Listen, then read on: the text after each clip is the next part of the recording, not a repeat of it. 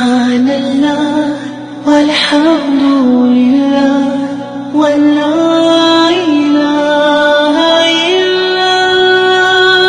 Ar-Rafi' al-Mu'izz al-Mudhir al-Sami' al-Basir. Assalamualaikum warahmatullahi wabarakatuh. Alhamdulillah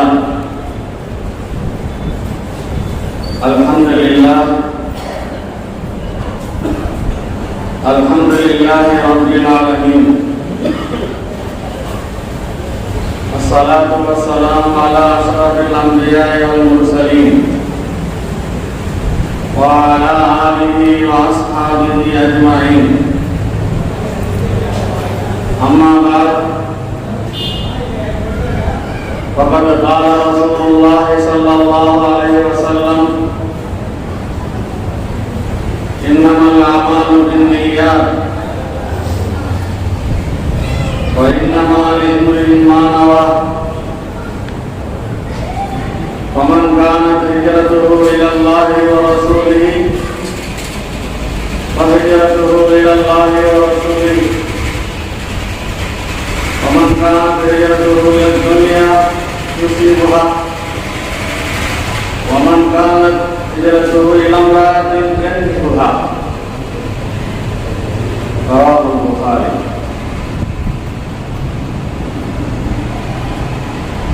அல்லாஹ்வின் அடியார்களே,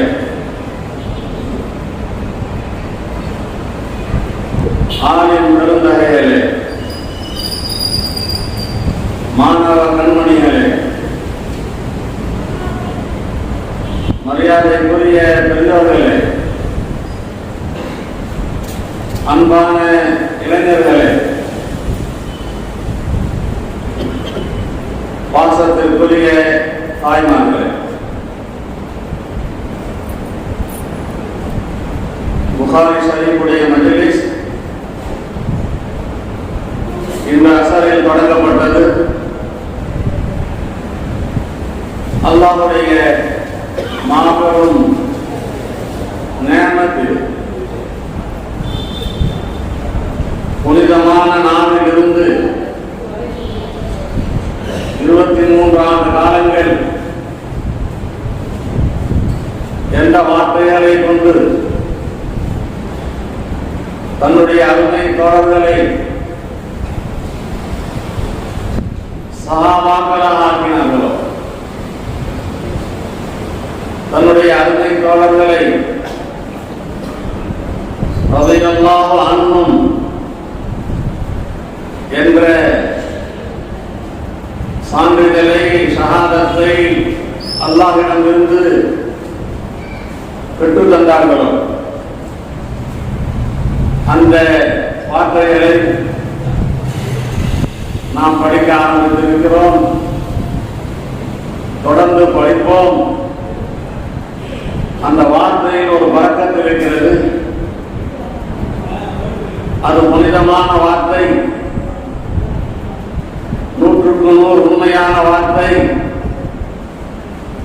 சத்தியமான வார்த்தை. அல்லாஹ்வின் அடியார்களே, பிரதானமான ஹதீஸ் நூல்கள் இருக்கின்றன. சஹீஹுல் முஸ்லிம், சஹீஹுல் புகாரி, அபூ தாவூத், நசாயி, துர்முதி, முவத்தா மாலிக், இப்னு மாஜா, இப்படியாக பிரதான ஹதீஸ் கிரந்தங்கள் இருக்கின்றன. இவை அல்லாமல் இன்னும் நூற்றுக்கணக்கான ஹதீஸ் கிதாபுகள் இருக்கின்றன. எல்லாவற்றிலும் பறந்து கிடக்கின்றன நபியின் வார்த்தைகள். நாம் ஓதுகின்ற 40 ஆண்டுகளுக்கு மேலாக தொடர்ந்து ஓதுகின்ற இந்த புகாரி அனைத்திலும் பிரதானமானது. ஒவ்வொரு ஹதீஸுடைய கிதாபுகளும் அதனுடைய நூலாசிரியர்கள் தங்களுடைய கிதாபின் முதல் பாடமாக ஒவ்வொன்றை ஏற்படுத்தியிருப்பார்கள். இமாம் முஸ்லிம் கிதாபுல் ஈமான் என்று தொடங்குகிறார்கள். அபூ தாவூத் நசாயி திருமிதி கிதாபுத் தஹாரத் என்று தொடங்குகிறார்கள். இப்னு மாஜா சுன்னத்துன் நபி என்று தொடங்குவார்கள். இமாம் மாலிக் கிதாப் அவ்வாத் ஸலாத் என்று தொடங்குவார்கள். ஆனால் நம்முடைய புகாரி ஷரீஃபுடைய இமாம் ஒரு புதிய கோணத்தில் கிதாபுல் வஹீ என்று தொடங்கி இருக்கிறார்கள். இமாம் முஸ்லிம் சொல்லுவார்கள், மனிதர்களாக ஆகுவது ஈமானை கொண்டுதான். ஈமான் இல்லை என்றால் அவர்கள் குப்பைகள், கூடங்கள், நரகத்தின் கொள்ளை கட்டைகள், விறகுகள். எனவே பிரதானமானது ஈமான். எனவே நான் ஈமானை கொண்டு தொடங்கியிருக்கிறேன் என்பார்கள். அபூ தாவூத் நசாயி திருமிதி சொல்வார்கள், அல்லாஹ்வால் கடமையாக்கப்பட்ட கடமைகளில் ஒவ்வொரு நாளும் தொடர்ந்து வருகின்ற கடமை, பிரதான கடமை, மன்னிக்கப்படாத கடமை, விதிவிலக்கு இல்லாத கடமை, ஆண்களின் மீதும் கடமை, பெண்களின் மீதும் கடமை, ஏழைகளின் மீதும் கடமை, செல்வந்தர்களின் மீதும் கடமை, உடல் நலத்துடன் இருப்பவர்களின் மீதும் கடமை, வியாதியஸ்தர்களின் மீதும் கடமை, ஊரில் தங்கியிருப்பவர்களின் மீதும் கடமை, பயணிகளின் மீதும் கடமை. தொழுகை, அந்த தொழுகை அது நிறைவேறுவதற்கு தஹாரத், சுத்தம் தேவை, ஒது தேவை. எனவே நாங்கள் ஒதுவை கொண்டு ஆரம்பித்திருக்கிறோம் என்று சொல்வார்கள். இப்னு மாஜாவுடைய விசந்தி நமக்கு அல்லாஹ்வை காண்பித்துக் கொடுத்தது அல்லாஹ்வுடைய தூதர், நம்முடைய ரஹபர், நம்முடைய வழிகாட்டி. எனவே நாம் ஆரம்பமாக யாரை தலைவராக எடுத்துக் கொண்டிருக்கிறோமோ, யாரை அல்லாஹ்வுடைய தூதராக எடுத்துக் கொண்டிருக்கிறோமோ அவர்களை பற்றி தெரிந்து கொள்ள வேண்டும். அவர்களுடைய நடைமுறைகளை தெரிந்து கொள்ள வேண்டும். அவர்களுடைய பண்புகளை தெரிந்து கொள்ள வேண்டும். அவர்களை தெரிய அவர்கள் மீது நமக்கு அன்பு ஏற்படும். அவர்களுடைய வழிகாட்டுதலின்படி நடப்பதற்கு அது மிக அவசியம் என்ற அந்த கோணத்திலே அவர்கள் நபியுடைய வரலாறை முதல் பாடமாக ஆக்கியிருக்கிறார்கள். முஅத்தா இமாம் மாலிக் தொழுகையின் நேரங்கள், தொழுகை எப்போது கடமையாகிறது? நேரங்கள் வந்தால்தான் கடமையாகும். 11:30 வரை கொண்டுதான் வரக்கூடாது. 12 தாண்டிய பின்புதான் வரும். 5:30 மணிக்கு எனக்கு வேலை இருக்கிறது என்று மகரிபை கொண்டுதான் மகரிபு கூடாது. சூரியன் மறைந்த பின்புதான் மகரிபு வரும். எனவே தொழுகையுடைய நேரங்களை தெரிந்து கொண்டு தொழுகையை தொழுதால்தான் அந்த தொழுகை. எனவே அவ்வாத்து ஸலாத் என்ற பாடத்தை ஆரம்பித்திருக்கிறார். இப்போது நாம் வருவோம். எந்த புகாரியை தொடர்ந்து பல ஆண்டுகளாக ஓதிக் கொண்டிருக்கிறோமோ அந்த புகாரினுடைய முதல் பாடம் கிதாபுல் வஹீ, வஹீயுடைய பாடம். வஹீயுடைய பாடம். அன்பானவர்களே, வஹீ என்றால் என்ன? மனிதர்களுக்கு அறிவு புலன்களின் மூலமாக கிடைக்கிறது. அப்துல் அறிவின் மூலமாக கிடைக்கிறது. 6 அறிவு படைத்த மனிதன் என்று சொல்லுவோம். மனிதர்களுக்கு 6 அறிவு இருக்கிறது என்று சொல்லுவோம். கண்களால் பார்த்து சிலரை தெரிந்து கொள்கிறோம், காதுகளால் கேட்டு சிலரை அறிந்து கொள்கிறோம், மூக்கால் நுகர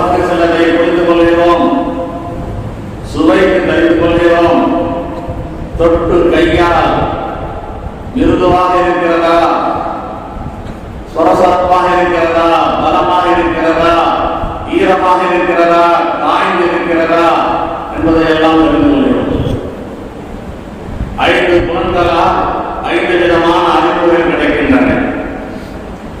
அல்லாஹ்வுக்கு இதில் யாரும் மாறு செய்ய முடியாது.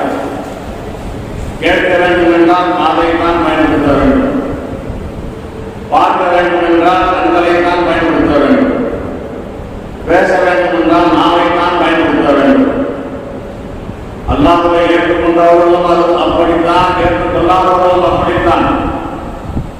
இந்த விஷயத்தில் உலகத்தில் படைக்கப்பட்ட அனைத்தும் அல்லாஹ்வுக்கு கீழ்ப்பணிந்து நடப்பவர்கள், எல்லாமே முஸ்லிம்கள். ஆனால் அந்த இஸ்லாத்திற்கு கூலி கிடைக்காது, வேறு வழி இல்லை. எனவே அவர்கள் கண்ணால் பார்க்கிறார்கள், பார்க்க சொன்னான் அல்லாஹ். காதால் கேட்கிறார்கள், வேறு எதை கொண்டும் கேட்க முடியாது. அன்பானவர்களே, ஆனால் முஸ்லிம்களாகிய நாம் கண்களால் பார்ப்போம், அல்லாஹ் பார்க்க சொன்னதை பார்ப்போம், பார்க்க கூடாது என்று சொன்னதை பார்க்க மாட்டோம். காதுகளால் தான் கேட்போம், எல்லோரும் கேட்கிறார்கள். என்ன வித்தியாசம்? எதை கேட்கலாம் என்று அல்லாஹ் சொன்னானோ அதை கேட்போம், கேட்கக்கூடாது என்று சொன்னதை கேட்க மாட்டோம். நாம் முஸ்லிம்கள், சுதந்திரம் கொடுக்கப்பட்டு அல்லாஹ்வுக்கு கீழ்ப்பணியும் முஸ்லிம்கள். ஆகவே நமக்கு புலன்களால் 5 விதமான அறிவுகள் கிடைக்கின்றன. இந்த 5 புலன்களும் வேலை செய்யாத ஒன்று இருக்கிறது. பார்க்காத ஒன்று, கேட்காத ஒன்று, சுவைக்காத ஒன்று, தொட முடியாத ஒன்று, நுகர முடியாத ஒன்று. அங்கே புலன்கள் வேலை செய்யவில்லை என்றால் நம்முடைய அறிவை பயன்படுத்துவோம், அறிவை பயன்படுத்தி தெரிந்து கொள்வோம். இது நமக்கு மட்டுமே உண்டானது. 6 அறிவு படைத்த மனிதன் இஸ்லாம் சொல்கிறது, இந்த 6 அறிவு போதாது. மனிதர்களாக வாழ்வதற்கு 6 அறிவுகள் போதாது. 7வது ஒரு அறிவு இருக்கிறது. அந்த அறிவு கட்டாயம் தேவை.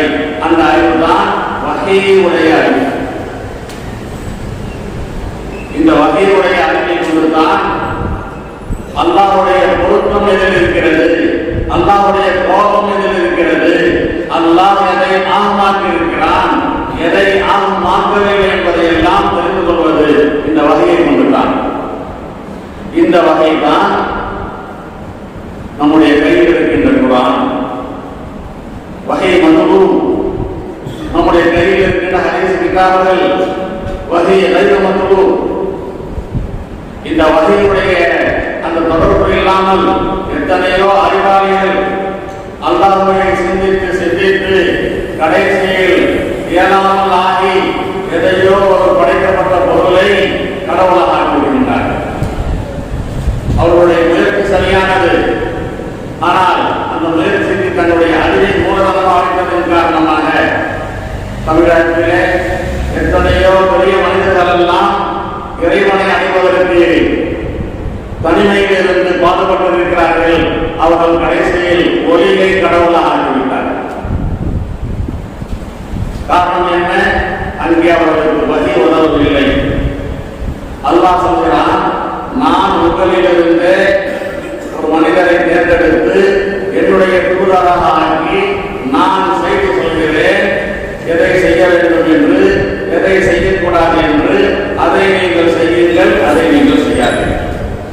இதுதான் வகையுடைய தாற்பயம். 3வது நபருக்கு தெரியாமல் அல்லாஹ்விடம் இருந்து நபியிடம் ரகசியமாக வருகின்ற செய்தி இந்த வகை. எல்லா நபிமார்களுக்கும் அல்லாஹ் வகை அறிவித்தான்.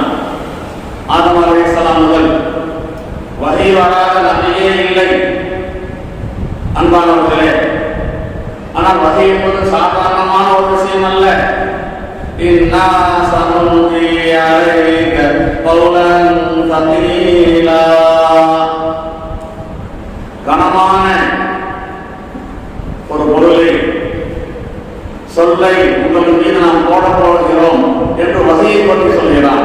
குர்ஆன் கனமானது, பல 1000 கோடிக்கணக்கான டன் எடையுள்ள கனமானது. அதை நபி அவர்கள் வகை மூலமாக பெற்றிருக்கிறார்கள். ஒரு சஹாபி கேட்பார், கைபயத்தில் வகை உங்களுக்கு எப்படி வரும் என்று கேட்பார். சொல்வார்கள், சில நேரங்களில் என்னிடம் அது சல்சலத்தல் ஜரஸ் மணியோசை போன்று வருகிறது என்று சொல்வார்கள். மணியோசை போன்று அது வழி வரக்கூடியது இது ஒன்று, இதுதான் எனக்கு ரொம்ப கஷ்டம் என்றார். மணியோசை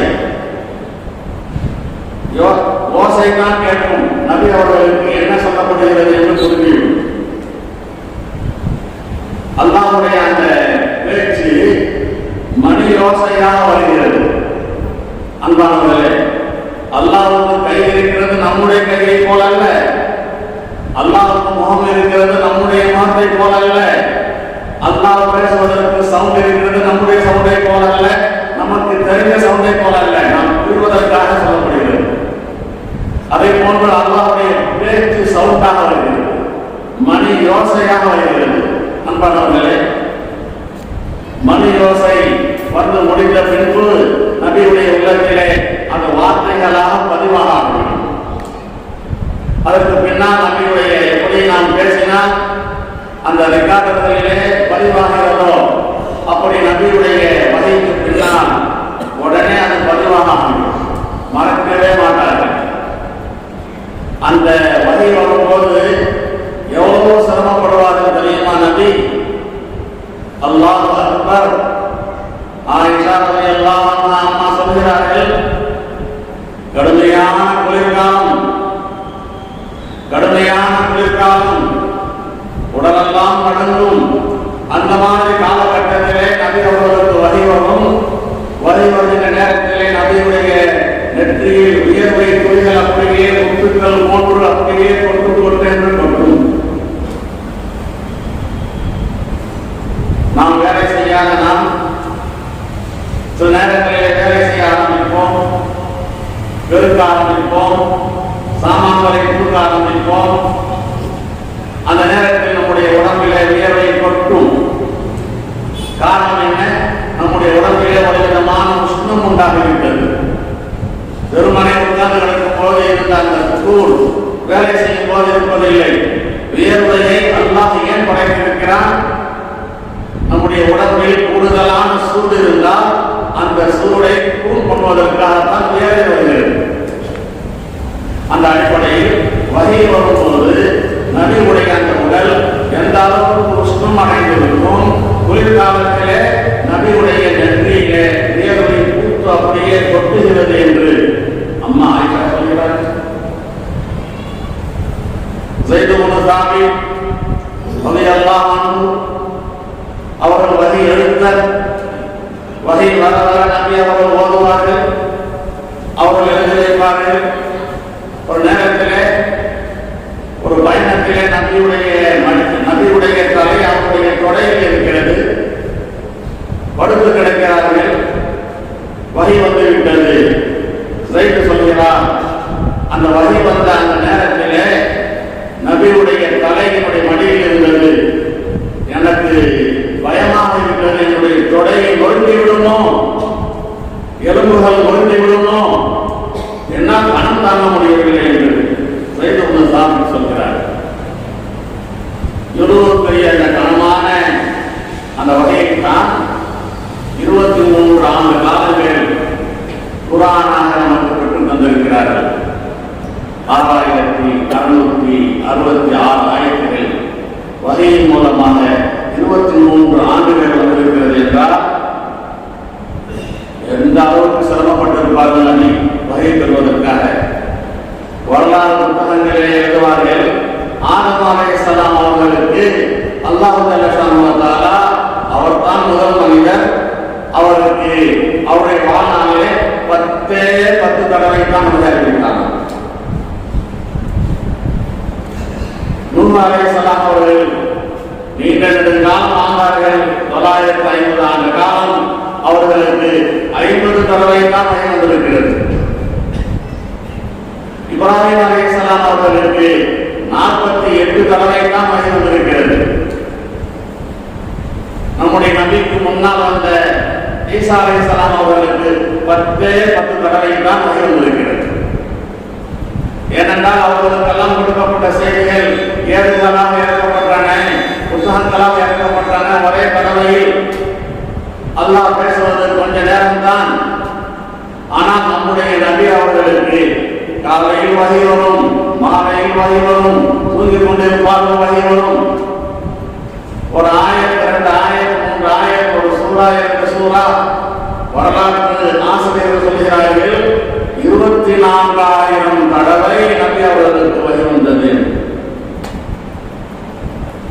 சிந்தனை செய்து பாருங்கள். அந்த வகையை பெற்று குர்ஆன் நம்முடைய கையில் இருக்கிறது. அந்த குர்ஆன் வகை நம்முடைய அறிவு எங்கே வேலை செய்யாதோ அங்கே வகை தான் வேலை செய்யும். இந்த உலகத்தை பொறுத்தவரை அறிவு வேலை செய்யும், மறு உலகத்தை பொறுத்தவரை அறிவு வேலை செய்யாது. வகை என்ன சொல்கிறது என்று தான் பார்ப்போம். வகையில் சொல்லப்பட்ட அந்த விஷயத்தை நம்முடைய அறிவிலே கொண்டு வந்து, சிந்தனையில் கொண்டு வந்து, எனக்கு புரியவில்லையே என்று சொன்னால் எப்படி புரியும்? கண்களின் மூலமாக சில விஷயங்கள் புரிகின்றன. அது கண்களை கொண்டு தான் புரிய முடியும், காதுகளை கொண்டு புரிய முடியாது. அதே போன்று வகையின் மூலமாக தெரிய வேண்டிய விஷயத்தை அறிவுகளின் மூலமாக, 6 அறிவுகளின் மூலமாக புரியவே முடியாது. எனவே இந்த அடிப்படையில் சொல்கிறார்கள், மனிதர்களுக்கும் அல்லாஹ்வுக்கும் மத்தியில் உண்டான தொடர்பு வகையை கொண்டுதான். இந்த வகை மட்டும் இல்லை என்றால் மனிதர்கள் மாணவர்களாக மிருகங்களாக ஆயிருப்பார்கள். மனிதர்கள் தோற்றத்தில் வேண்டுமானால் மனிதர்களாக இருக்கலாம் என்கிற அல்லாஹ்வுடைய விழா, அல்லாஹ்வுடைய பொருத்தம், அல்லாஹ்வுடைய சந்தோஷம், அல்லாஹ்வுடைய கோபம் எதில் இருக்கிறது என்று எப்படி தெரிய முடியும்? உன்னுடைய அறிவால் அதை புரிந்து கொள்ள முடியுமா? எனவே என்னை பொறுத்தவரை வகை இதுதான் அடிப்படை, இதுதான் அசல் என்ற அடிப்படையின் காரணமாக கிதாபுல் வஹி என்ற பாடத்தை படித்திருக்கிறார். இருந்தாலும் பாடம் அதுதான். முதல் ஹதீஸ் நான் வாசித்தேன் அல்லவா, இன்னமல் அமாலு பின்னிய்யாத். அமல்கள் எண்ணங்களை கொண்டுதான். அமல்கள் எண்ணங்களை கொண்டுதான். அமல்கள் என்றால் இங்கே இபாதத்துகள் என்று சொல்லும். இபாதத்துகள் நம்முடைய எண்ணங்களை கொண்டு. பெருமானார் ஸல்லல்லாஹு அலைஹி வஸல்லம் எண்ணங்களை கொண்டு என்று ஒரு பாதையில் இருக்கிறார். எண்ணங்களை கொண்டு, இந்த கொண்டு என்பதை எங்கே ஜாயின் பண்ணுவது? இங்கே இமாம்கள் ஆய்வு செய்கிறார்கள். எதில் பொருட்கலாம்? இமாம் ஷாஃபிஈ போன்றவர்கள் இன்னமல் அமால் யஸிஹு பின்னிய்யாத்.